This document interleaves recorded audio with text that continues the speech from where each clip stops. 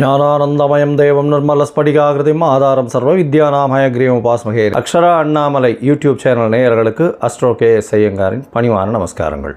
குரு வக்ர நிவர்த்தி 17/3/2026 26/5/2026 வரலும் உண்டான காலகட்டம். இவ்வளோ நாளாக வக்கரகதியில் இருந்திருக்கார். கிட்டத்தட்ட ஒரு 3 மாதம், அதாவது ஜனவரியிலேருந்து பார்த்தேனால் 3ஆம் மாதம் இப்போ வரலும் வக்கரகதியில் இருந்திருக்கார். வக்கரகதின்னா என்ன அப்படின்னும்பொழுது, எந்த ஒரு கிரகமும் வக்கரத்தில் இருக்கும்பொழுது அதனுடைய வீரியம் கம்மியாக இருக்கும். அதனால் அது செயல்படக்கூடிய காரகத்துவமும் எந்த பாவகத்தில் இருக்கோ அந்த பாவகமும் காரகத்துவத்தை செய்ய முடியாத காலகட்டமாக அமையும்.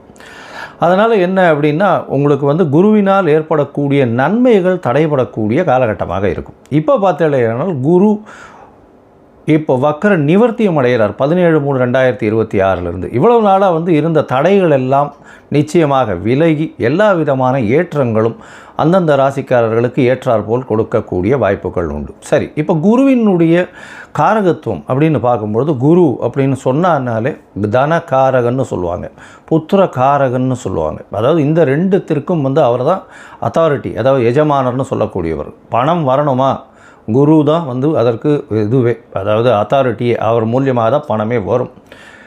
குரு டிசிப்ளின், அதாவது சட்டத்திட்டங்கள், அதாவது உங்களோட நேர்மை வழிபடுத்துதல், நியாயமாக இருத்தல், இது எல்லாத்துக்குமே குரு தான் காரகத்துவம். காரகத்துவம்ல குருன்னு சொன்னாலே அந்த பார்த்த வீடு எல்லாமே, அவர் பார்த்த இடங்கள் எல்லாம் சுபம் அப்படின்னு சொல்லக்கூடியது ஜோதிட சாஸ்திரம். குரு பார்த்தால் கோடி நன்மை அப்படி சொல்லக்கூடியது. அதனால் குருவின் பார்வை அப்படின்றது மிகவும் விசேஷம். எந்த ஒரு தீய கிரகத்தின் மீது குரு பார்த்தாலும் அது மிகப்பெரிய ஏற்றத்தை கொடுக்கும். அதாவது குருவின் பார்வை அப்போ என்னென்ன அப்படின்னா, பொதுவாகவே எல்லா கிரகங்களுக்கும் 7ஆம் இடம்னு சொல்லக்கூடிய 180 டிகிரி பாகையில் பார்வைகள் இருக்கும். இதை தவிர குருவினுடைய பார்வை அப்படின்னு பார்க்கும்பொழுது 5ஆம் இடமும் 9ஆம் இடமும் பார்வை பலம் அதிகமாக இருக்கும். இதில் பார்த்திங்கன்னா 9ஆம் இடம் மிகுந்த பலத்தோடு இருக்கும், 7ஆம் இடம் அதற்கு சற்று கம்மியாக இருக்கும், 5ஆம் இடம் சற்று கம்மியாக இருக்கும். ஸோ அதனால் இந்த 3 இடங்களும் பார்த்தோன்னா அதீத சுபத்துவம் பெறும். குரு தான் இருக்கும் வீட்டை விட தான் பார்த்த இடத்தை மிகுந்த ஆளுமையுடன் நல்ல ஒரு வெற்றிகரமாக சுபத்துவத்தை கொடுக்கக்கூடிய காலகட்டமாக இந்த காலகட்டம் அமையும். குரு பார்த்தாலே கோடி நன்மை. அந்த 3 இடங்களும் சுபம் பெறும், வளரும். அந்த இடங்கள் எல்லாமே வளரக்கூடிய வாய்ப்பு உண்டு. அதாவது அவர் இருக்கக்கூடிய இடம் அப்படின்னு சொல்லக்கூடியது முதல்ல எந்த ராசியில் இருக்கிறோ அந்த ராசி வளம் பெறும். அந்த ராசியில் பார்த்தேன்னா, ஒருவேளை இப்போ புதனுடைய ராசியான மிதுனத்தில் குரு வக்ர நிவர்த்தி அடைகிறார். அதனால் மிதுன ராசிக்காரர்களுக்கெல்லாம் தீர்க்கமான சிந்தனைகள், உடல் வலிமை எல்லாமே நல்லபடியாக இருக்கும். இருக்கும் இடம் சுபம் பெறக்கூடிய வாய்ப்பு. அது தவிர அவர் பார்க்கக்கூடிய இடம் 5ஆம் இடத்தை பார்க்குறார். 5ஆம் இடத்தை பார்த்தால் 5ஆம் இடம்னு சொல்லக்கூடியது உங்களுடைய புத்திரஸ்தானம், உங்களுடைய புகழ் அந்தஸ்து கௌரவஸ்தானம், இது எல்லாமே கிடைக்கக்கூடிய காலகட்டம். திருமணம் 7ஆம் இடத்தை சொன்னால் திருமணத்தை பார்க்கக்கூடிய வாய்ப்புகள், திருமணம் அமையக்கூடிய காலகட்டம் நிச்சயமாக இருக்கும். அது தவிர பார்த்தீங்கன்னா உங்களுக்கு 9ஆம் இடம் அப்படின்னு சொல்லக்கூடிய, அதாவது குருவினுடைய பார்வை 9ஆம் இடம்னு சொல்லக்கூடிய இடத்துல இருக்கிறதுனால குரு பார்க்க கோடி நன்மை, தந்தையின் மூலியமாக சொத்துக்கள் வரும், வெளிநாடு வெளியூர் போகக்கூடிய பாக்கியங்கள்லாம் வரும்.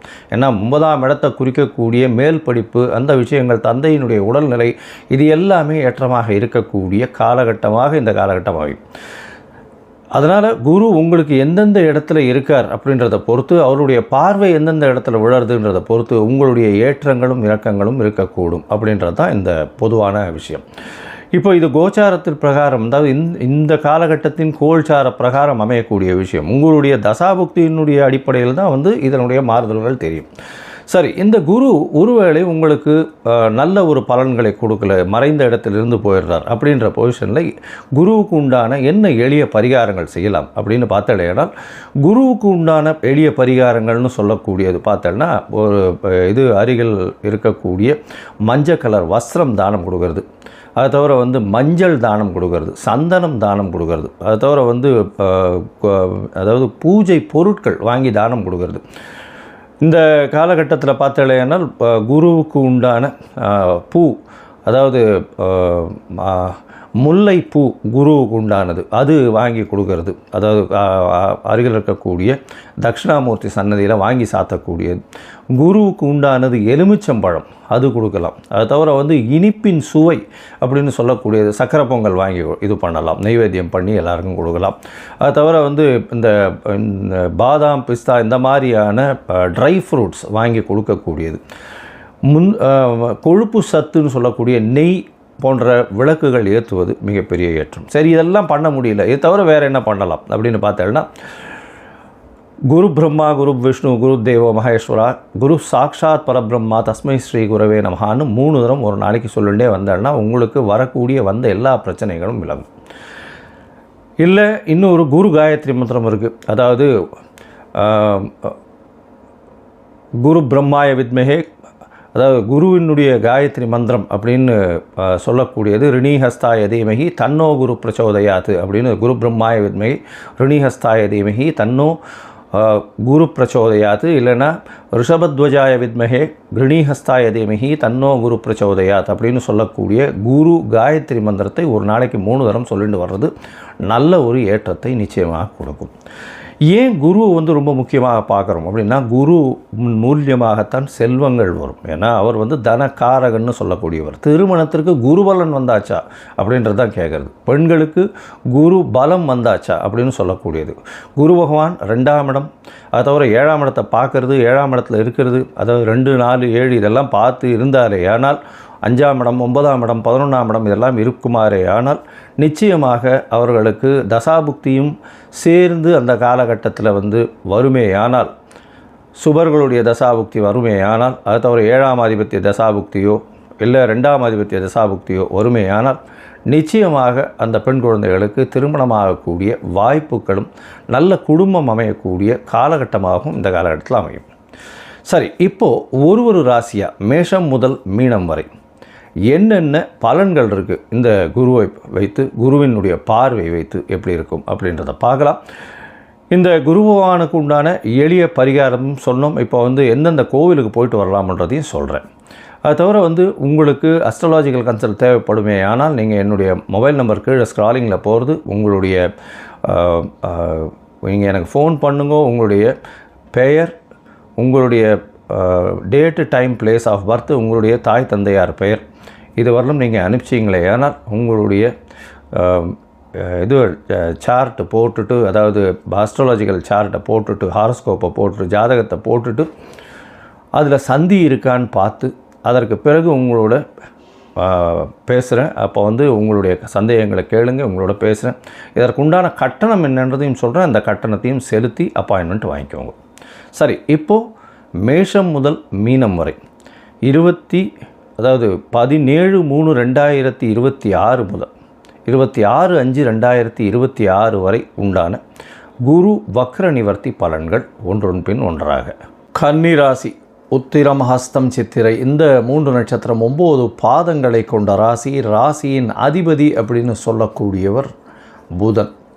உங்களுடைய ராசிக்கு பார்த்தீங்கன்னா 10ஆம் இடத்துல வக்ர நிவர்த்தி அடைகிறார் குரு. என்ன சார் இப்படி சொல்லிட்டீங்க, 10ல் குரு ஆயிருக்கே, பதவி பறிபோகும்னு சொல்லுவாங்களே அப்படின்னு சொன்னால், பதவியில் மாற்றங்கள் வரும். புதுசாக உங்களுக்கு பதவி வரக்கூடிய வாய்ப்புகள் உண்டு. வேலையில் மாறுதல்கள் ஏற்றங்கள் இருக்கக்கூடிய காலகட்டம்.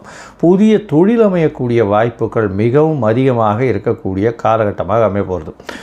இந்த 17/3/2026 26/5/2026 வரலும் உண்டான காலகட்டத்தில் குரு பகவான் 10ஆம் இடத்துல வக்ர நிவர்த்தி அடைகிறார். அதனால் வந்து பார்த்தோம்னா வேலையின் நிமித்தமாக, தொழிலின் நிமித்தமாக கொஞ்சம் அலைச்சல்கள் கொஞ்சம் அதிகமாக இருக்கக்கூடிய காலகட்டம்.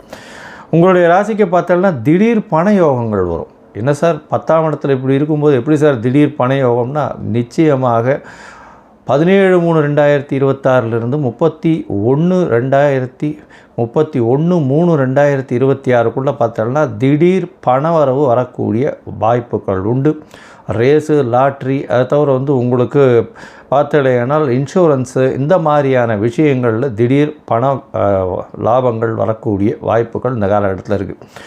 அது தவிர பார்த்தலையானால் 1/4 30 நாள் வரலும் தந்தையின் மூலியமாக சொத்து வரக்கூடிய வாய்ப்புகள், தந்தையின் மூலியமாக சுகங்கள் வரக்கூடிய வாய்ப்புகள், அது தவிர தந்தையின் மூலமாக உங்களுக்கு பண வரவு வரக்கூடிய வாய்ப்புகள், தந்தையின் சொத்துக்கள் உங்களுக்கு வரும், தந்தையின் வியாபாரங்கள் உங்கள் கையில் வரக்கூடிய வாய்ப்புகள், தந்தையின் பார்ட்னர்ஷிப், அதாவது தந்தை பண்ணக்கூடிய வியாபாரத்தில் உங்களுக்கு உண்டான பர்சன்டேஜஸ் வரக்கூடிய காலகட்டமாக இது அமைய போகிறது. உங்களுடைய ராசிக்கு பார்த்தோன்னா 10ஆம் இடத்துல இருக்கக்கூடிய தொழில் ஸ்தானத்தில் குரு இருக்கிறதுனால புதிய தொழில் அமையக்கூடிய வாய்ப்பு, இருக்கக்கூடிய தொழிலில் மாற்றங்கள் ஏற்படக்கூடிய காலகட்டமாக இது அமையும். இந்த காலகட்டத்தில் பார்த்தீங்கன்னா உங்களுடைய ராசிக்கு 2ஆம் இடத்தை குரு பார்க்குறார். குரு 2ஆம் இடத்தை பார்க்குறதுனால குடும்பத்தில் நல்ல சந்தோஷம் இருக்கும், பணவரவிற்கு பஞ்சம் இருக்காது.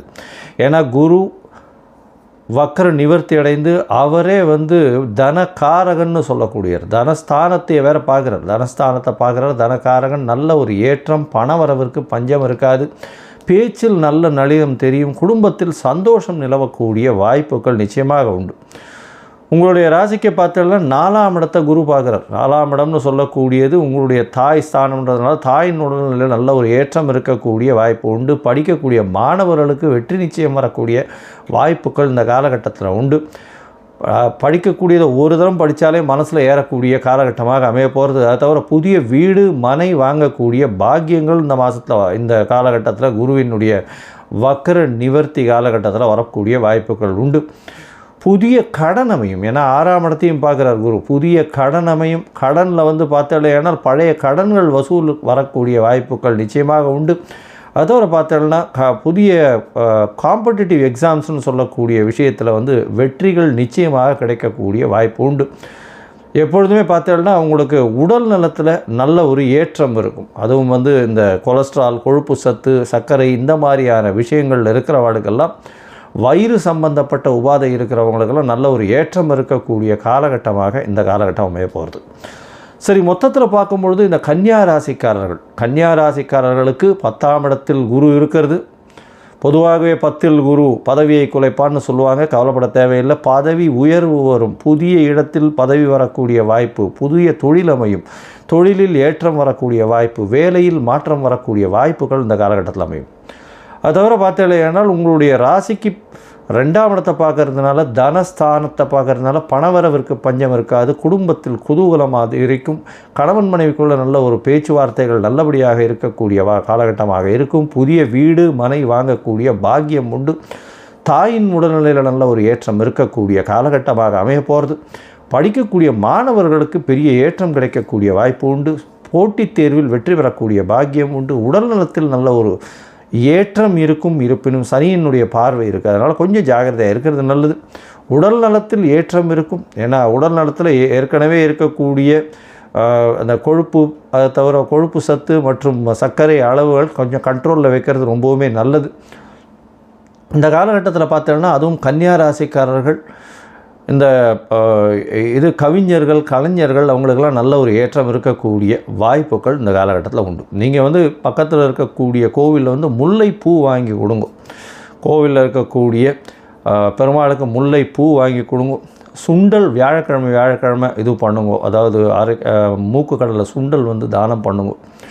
அது தவிர பொங்கல், சர்க்கரை பொங்கல், அது சனிக்கிழமை இது பண்ணுங்க, தானம் பண்ணுங்க. கோவிலில் கொடுத்துட்டு தானம் கொடுங்க. தேங்காய் உடைங்கோ அருகில் இருக்கக்கூடிய விநாயகர் கோவிலில். இந்த காலகட்டத்தில் உங்களுடைய தசாபுக்தி அந்தரம் சூக்ஷ்மம் அந்த அளவுக்கு சரியில்லைன்னா நீங்கள் அருகில் இருக்கக்கூடிய, அதாவது ஆலங்குளம் போயிட்டு வாங்கும். ஆலங்குளம் போயிட்டு வர்றதன் மூலியமாக உங்களுக்கு ஒரு பெரிய ஏற்றம், மாற்றம் உங்கள் வாழ்வில் நிச்சயமாக வரும். இந்த குரு வக்கர நிவர்த்தி என்ன இருந்தாலும் சனியினுடைய பார்வை உங்களுடைய ராசியில் இருக்கிறதுனால உடல் நலத்தில் எப்போவுமே கான்ஸ்டண்ட்டாக பார்த்துட்டே வாங்கும். நல்ல ஒரு ஏற்றம் வரக்கூடிய வாய்ப்புகள் நிச்சயமாக உண்டு. லோகா சமஸ்தா சுகினோ பவந்து. நன்றி, நமஸ்காரம்.